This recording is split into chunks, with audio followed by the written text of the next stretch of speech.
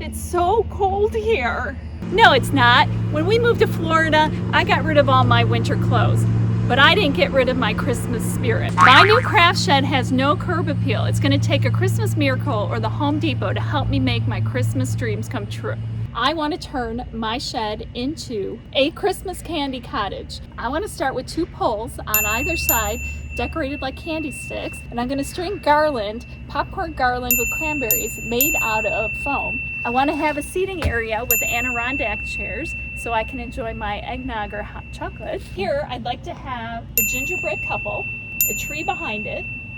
I want to line the deck with homemade gumdrops, big gumdrops. I want to make a little walkway that looks like round peppermint candy discs leading out to the yard. The walkway will be lined with candy canes. On either side of the deck, before you walk down, you have 2 Christmas cupcakes, large Christmas cupcakes that I'm going to make. I want to add lights to the front, make dot candy shutters. I want to make a couple wreaths for the door that's going to have candy decorations on there.